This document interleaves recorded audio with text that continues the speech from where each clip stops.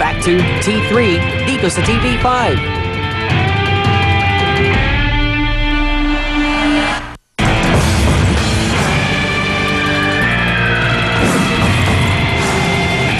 Dito ngayon po sa ating studio si Sunshine Kawili para reklamo ang kanyang ex-boyfriend na si Joey Padilla na pamangkin ng Mayor ng Santa Fe, Nueva Vizcaya na si Mayor Chuderico Padilla. Ayaw na makipag-usap ni Sunshine kay Joey kaya nang masumpungan siya, abay, suntok sa tiyan, tadya, kinaladkad pa. Papunta sa bahay ni Mayor kung saan doon siya muling pinagsusuntok, hinubaran at sinampal-sampal. Pero imbes na tulungan siyang magreklamo ni Mayor, ang sabi ni Mayor, ayusin na lang yan. Pati raw mga pulis, ayaw na siyang pansinin. Siyempre, pag pulis COP, beholden niyan kay Mayor. Siyempre, high blood ako nito. Ayusin mo yan, Ma'am, Tol. magandang hapon sa'yo, magandang gabi sa'yo. Hindi ka na minor, ano? Hindi na. Kaya, hindi na nakatingin mo kanya. Okay, so ex-boyfriend mo itong si Joey na pamangkin ni Mayor. Nung saktang ka ni Joey, lahat ng pananakit ginawa na.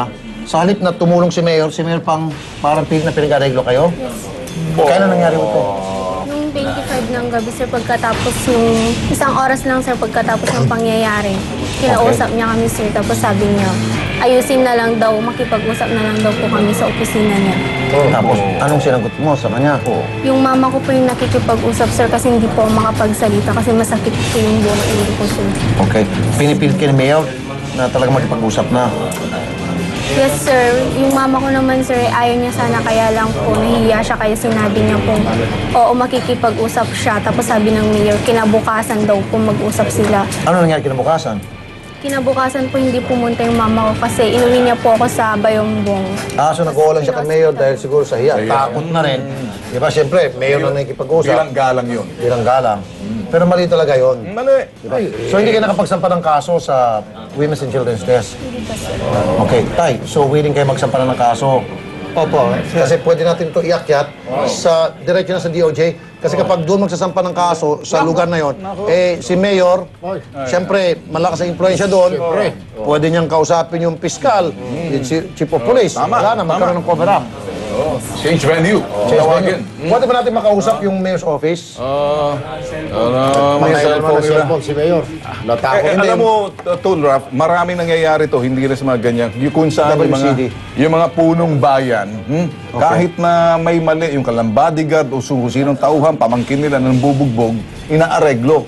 Yun ang sinasabing pangungunsente sa kamalian. Dito, malitong kaya nakakainit ang ulo dito sa nangyari. Kasi naman Tolben, pamangkin niya. Ha? Siyempre. Pamangkin niya, ayaw niya siguro makulong. Wala bang tayo makausap na taga munisipyo? Yung PIO, administrator? Alam mo naman nagpatay doon na cellphone kanina, mga naka-ready. Librarian? Tol, alas 6 na sa kanila, sa ganitong Umuwi na si Mayor. nako. Baka naghimas-himas na ng manok. na. Sabong. Sabong. May Vizcaya. Ganun ba? Oo, syempre. Buti masimas na manok, kung gumaganon siya. Ay, ibang usapan Aray, yun. Cruz. Karay Cruz.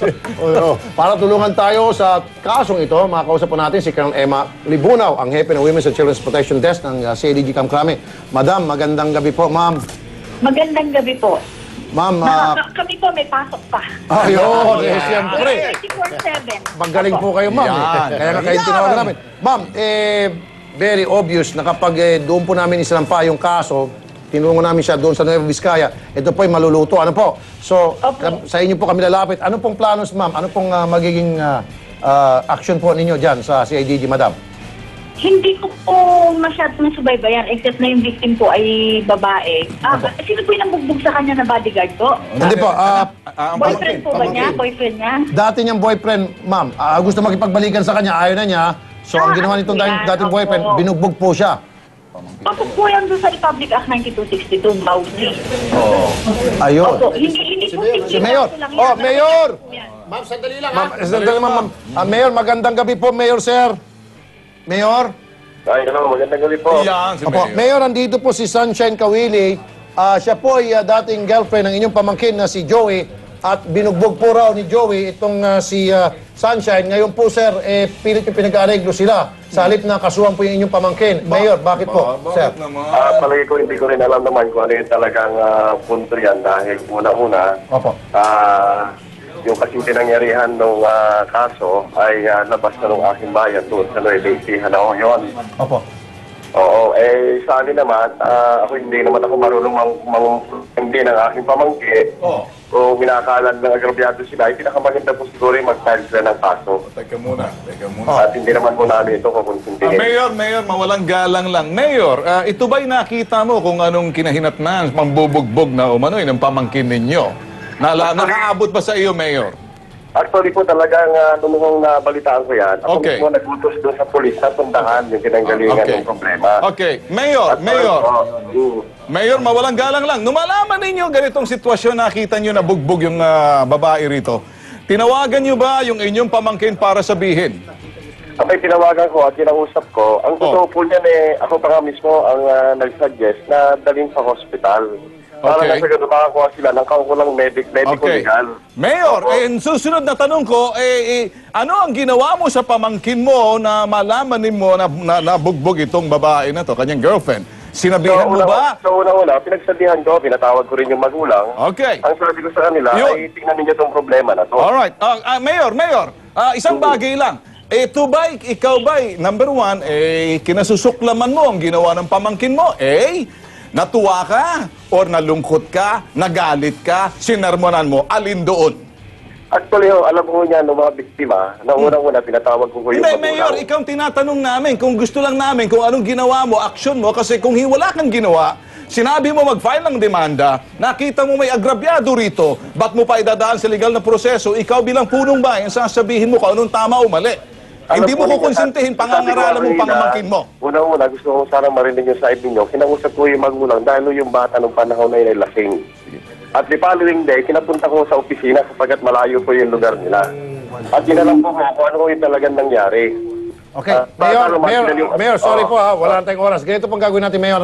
I'll take your word for it na hindi kayo konsentidor, okay? Apo, hindi ho. Gayon pa man, Mayor, ang kaso, dadalhin namin sa Maynila, dito ipagpa-file sa Women's and Children's Desk. Okay?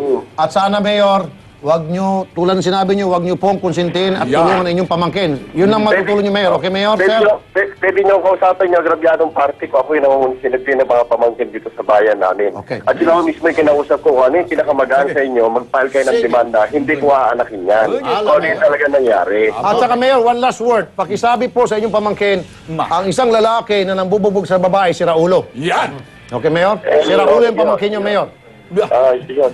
Thank you po, Mayor. Sige, maraming salamat. Magandang gabi po, Mayor. Colonel. Okay, thank you. Colonel Ibunaw, ma'am. Wala na. Okay. Sige. Ang gagawin natin, sir, bukas. Andiyan pa ba si Colonel? Colonel. Okay. Dito pa ako. Opo. So, ma'am, sabi nyo, 9262.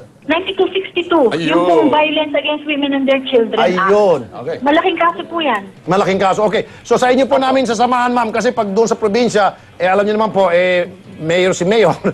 Siyempre, si Chief of Police, medyo... Dila Dalhin dito. Although, nangako si Mayor, ma'am, na hindi raw siya tutulong sa kanyang pamangkin at hindi siya konsentidor. And we'll take his word for it, mga tol. Okay? Pupunta po kami dyan bukas, ma'am. Sasamahan po namin, ma'am. Opo. Salamat po, Madam Colonel. Sinasabi mo, yung chief of police, yung may chief of police, halos halikan yung kamay. Hindi, ganito kasi, yung Chief of Police, Mayor. mano yan sa Mayor.